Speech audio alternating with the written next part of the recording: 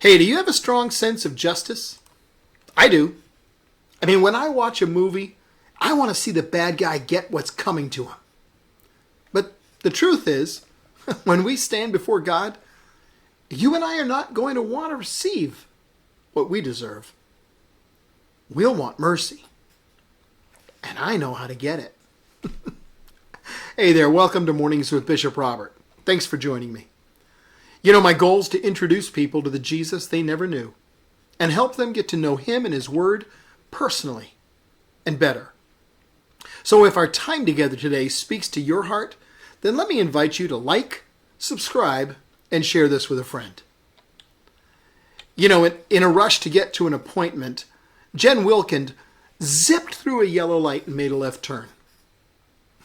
The traffic citation that arrived in the mail, accompanied by a photo of her car being caught in the act, proved the light was red. And it would take $200 to clear her good name.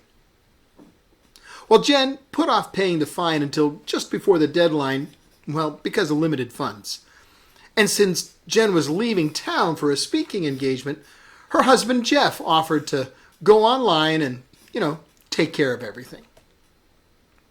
Well, that's when Jeff, an excellent driver with a spotless record, discovered what his wife already knew. Because the car she was driving was registered to him, her ticket had been put on his driving record. His excellent driving record. His response? It's taken care of. Jeff paid her ticket without grumbling, and her guilt was assigned to his record. In the eyes of the law, the demands of justice had been met, albeit by another.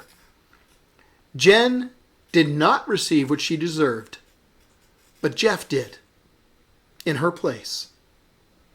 That's mercy. Today's verse says, be merciful, just as your Father's merciful.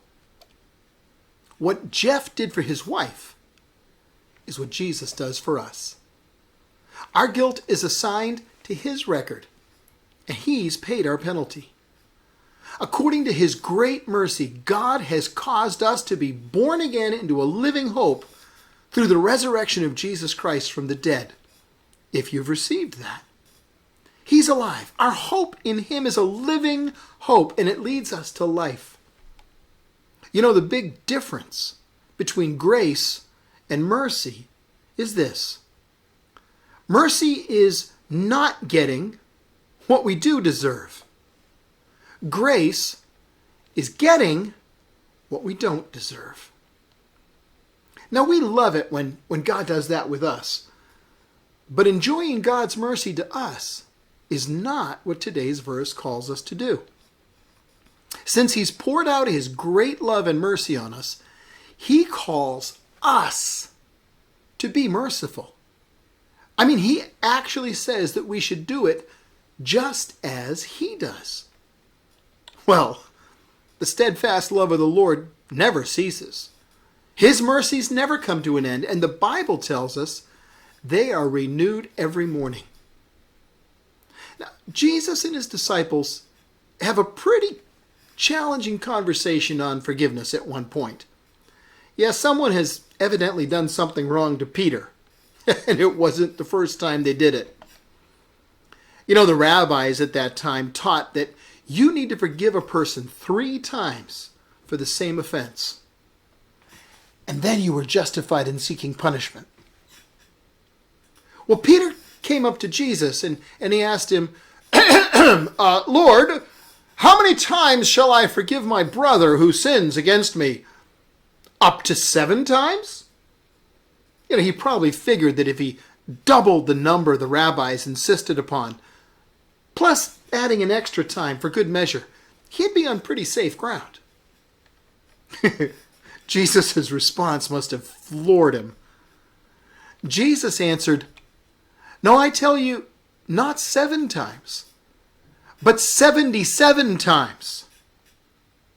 Now, when a teacher used a number like that, they were not suggesting that someone actually start counting off 6 dozen offenses and then use their right hand to keep track of the final 5, so that on the 6th one, you'd already have your hand in a fist and you could just punch him in the nose.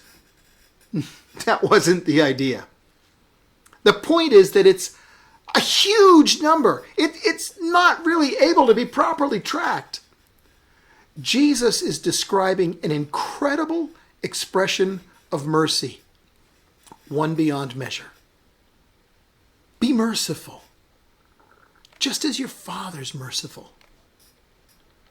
We received mercy. We found grace to help us in our time of need. God expects that we give what we've received. He says that the merciful are greatly blessed by him, and they shall continue to receive mercy. And that's a good thing, because we need it.